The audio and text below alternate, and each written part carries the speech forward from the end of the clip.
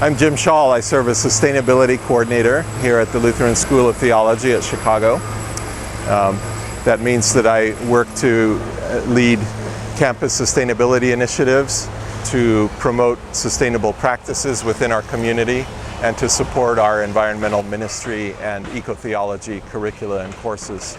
I've been doing this work for nearly 5 years in some capacity and grown more deeply into it in the last 3 years. We think that this is probably the first sustainability coordinator position in an ELCA seminary.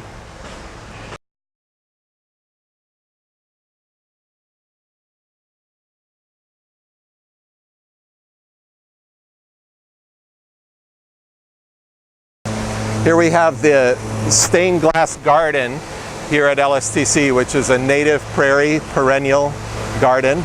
It's designed to be drought tolerant, low maintenance, and most importantly reflective of the landscape in which we're set. We're here on the south side of Chicago. The land here was shaped by the geological forces of glaciation and the Great Lakes. Much of this was wetlands shading into tall grass prairie. And so this garden reclaims a small bit, about 1,000 square feet of tall grass prairie. Intermingled with that is some of our other heritage, including tulips. But most of the plants you see here would be found in the wild here in this part of Illinois. And this garden replaces conventional turf grass. And so it requires less water, no pesticides, no herbicides, no artificial fertilizers, no mowing, no fossil fuels.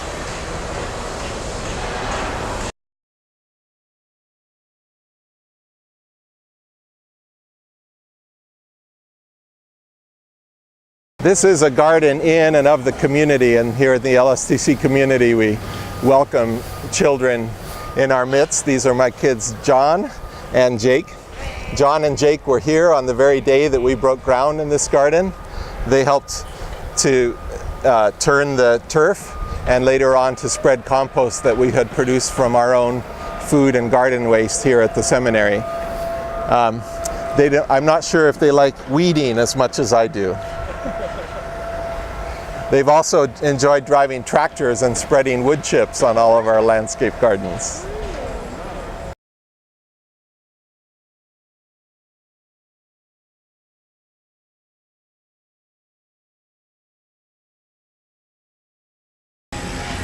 So here we are standing in the midst of bustling urban life with construction noise and sirens, people passing by, going about their business.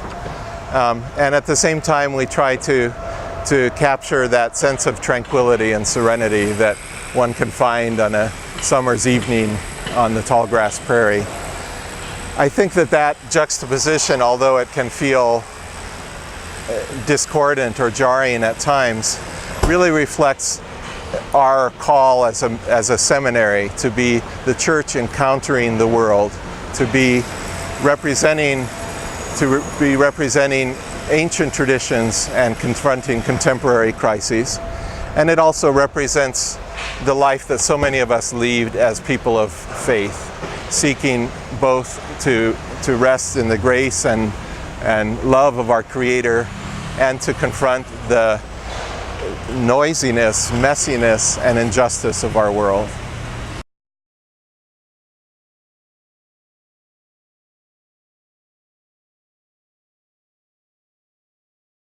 This is the LSTC Community Garden. We built this in 2010 with help from Green Corps Chicago. It was a very moving experience. Most of the participants in that program were people recently incarcerated or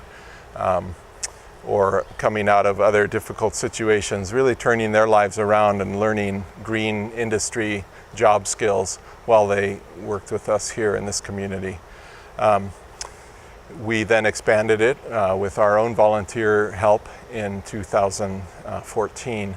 And so now about 20 of our student and staff households each year are able to grow some of their own food here in this garden. This is a very small, modest effort at building a local food system that's resilient and adaptable, where people learn to be connected to the sources of their own food, to grow wholesome, nutritious food. So the garden is all organic, and we try to teach and support people in growing food sustainably here.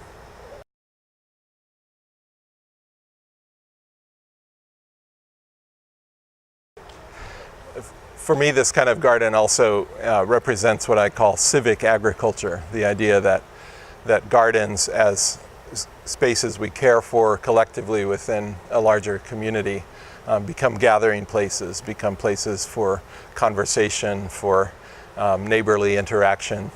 And that means that they can be contested ground too. It means that people might differ with what their neighbor is growing in the next garden bed over.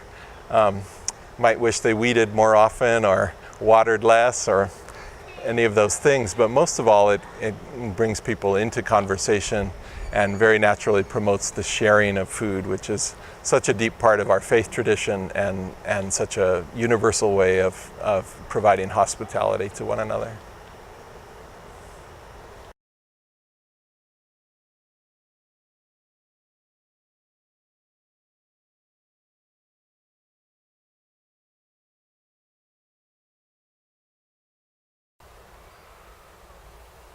A 15-minute walk across the neighborhood from the Lutheran School of Theology at Chicago brings us here to St. Paul and the Redeemer Episcopal Church and to the SPR Food Garden. This is my home parish, where in 2012 we started this garden as a way to feed and serve our hungry and homeless neighbors. We grow fresh organic produce for local shelters and for distribution through our church's food pantry.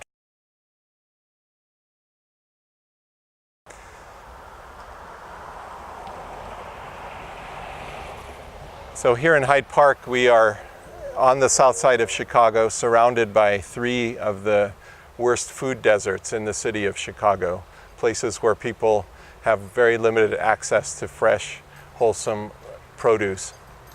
We wanted this garden to be an oasis in the midst of that desert. We wanted it also to be an oasis for the spirit, for the soul, and so we designed it as an outdoor liturgical space. The table that I stand at now was custom built for us by the same carpenter who built our columbarium. So we gather around this table remembering that God's table is open to all in our community, to those who hunger and to those who live in plenty. It's also very much a practical piece of furniture. It serves as our work table every Saturday morning. At the other end of the garden is a historic stone baptismal font, which stood in this church, withstood a disastrous fire in 1958, and served to welcome generation after generation of infants and adults into Christian life through baptism. So we put that at the entrance to the garden. At each end are 2 small herb gardens, which are our gesture of welcome to the community. We invite all of our neighbors and all of our parishioners to come anytime to harvest fresh herbs for their dinner tables. We also tell them that all the rest of the food we grow here is for our other neighbors, for those who are hungry and for those who are homeless.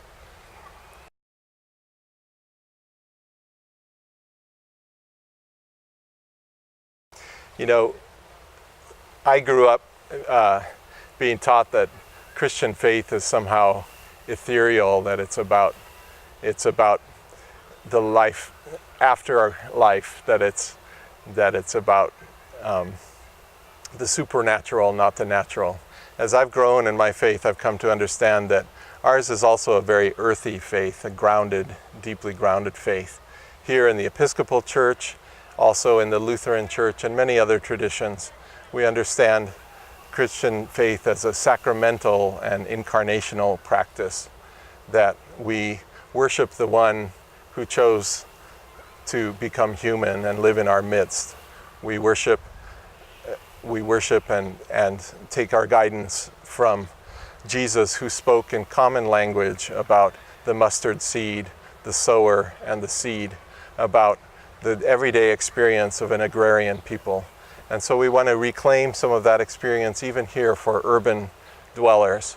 We want the 60 children from our neighborhood who come every summer for day camp to get their hands in the soil, to cradle those baby worms and to put seeds in, to transplant seedlings, to harvest the fruits of those labors, and to understand that all of this is about our call then to share the fruits of creation.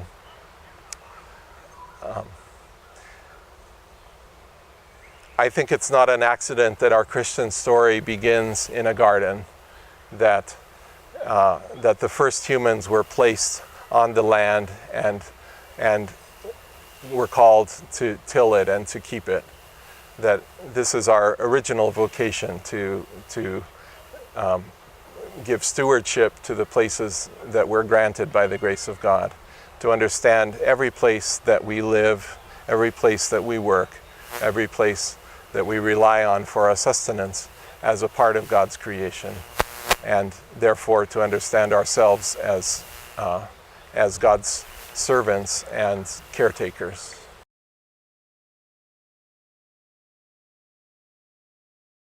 Nobody quite knew how this would grow, whether it would grow, what it would yield for our parish and for our neighbors whom we serve. I think just like that parable, this has grown far beyond anyone's expectations or hopes.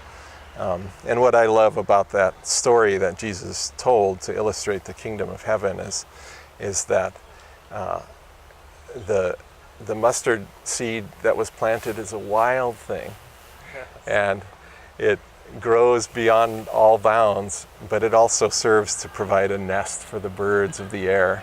Right. It creates a habitat where people and creatures, and we are creatures, all dwell together in community. I also wanted my kids to understand that mustard just doesn't come in a yellow plastic bottle. That's great. You know, kids grow up thinking that all carrots are babies and that taters are tots and that chickens have nuggets.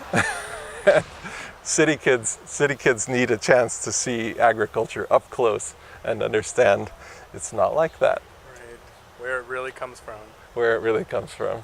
Exactly. And to understand how much effort and how much care goes into every piece of food that arrives at our table, and therefore why we ought not to waste it, why we ought, as best we can, to share it. We enter the garden at the baptismal font, which was the font here for decades, and we have people come by saying, I think I was baptized in that font, or I remember that font at my wedding. So this helps us reclaim a sense of history and honor the past in this place. The herbs invite people to enjoy the fragrance and richness of God's creation. The wood chips come from local trees, trimmed and provided to us by local arborists. The planting beds are rotated every year to take care of the soil and the plants. We do all of our own composting here on site, and we care for all the pollinators who come to visit us, the birds, the butterflies, and most especially the bees. There's a sense of serendipitous beauty when a butterfly alights on a font like that.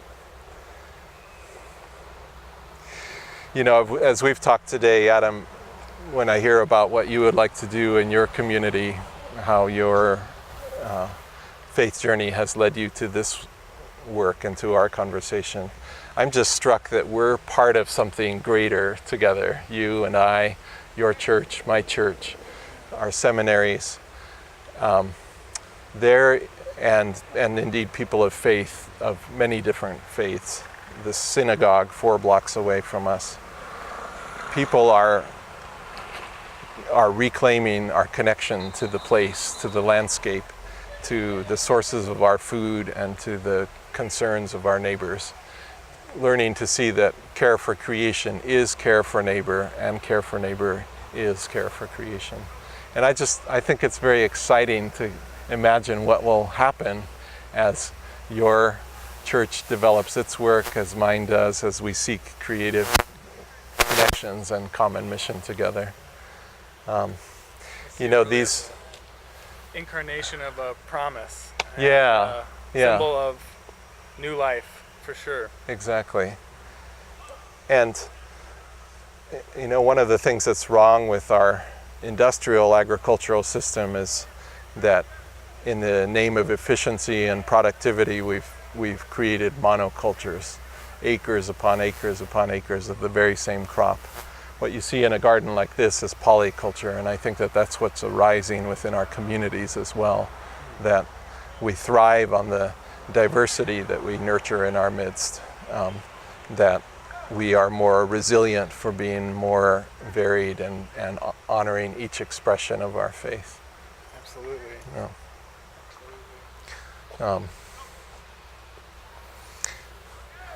I love the colors of every plant in the garden, and sometimes when our kids are in the garden, I ask them, why do plants have so many different colors? And it's fascinating to hear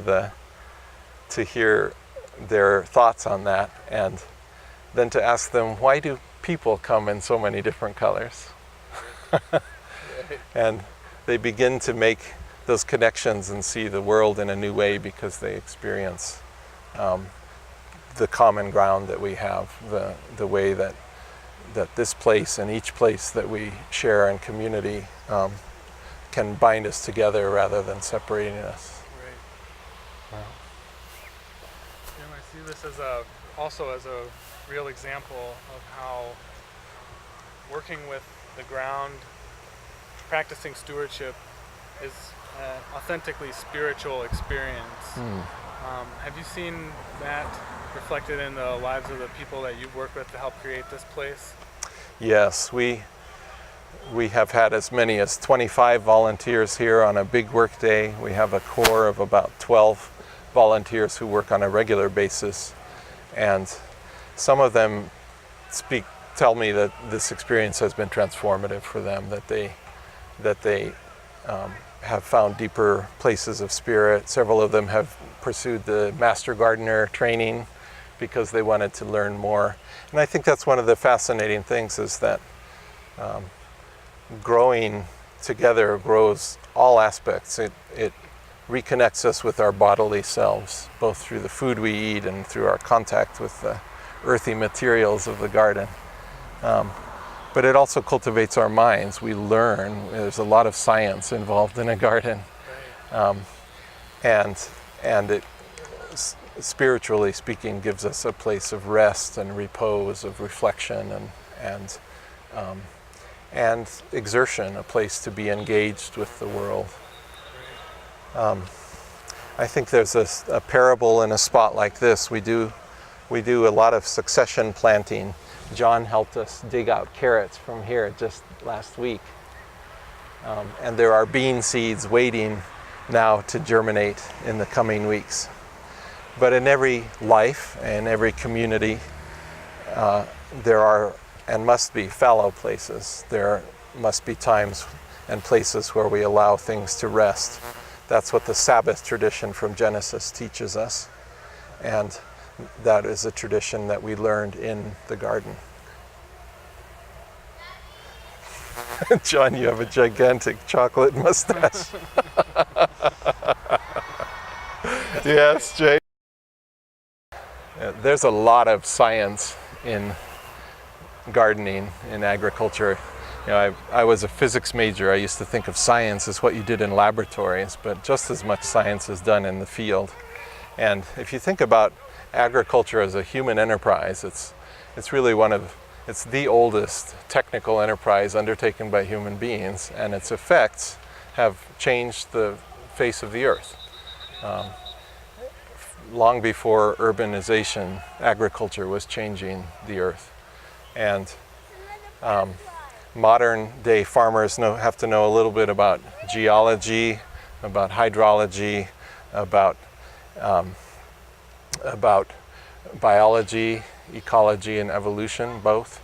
They need to understand chemistry, soil science, meteorology, just about the whole gamut of the applied earth sciences comes into play in our care for the earth. And I think that that's a rich testament to the role of human inquiry and intellect in the endeavor of feeding ourselves, of caring for a place. And you know, some of those old-fashioned farmers were more scientific than we gave them credit for. Oh, for sure. My grandparents and great-grandparents did crop rotation before it was cool. and my grandfather had the wisdom to keep about a third of the land that he homesteaded in Colorado in native prairie. And we look back on that now and think how grateful we are that that didn't blow away during the Dust Bowl as a result. So Really forward thinking. yeah, and whether it's in a research university or in an urban practice garden like this, people are learning constantly and contributing to that greater pool of knowledge. And we will need that to feed 8 going on 9 billion people in the years to come. It'll be a challenge. Yeah. The butterflies there again.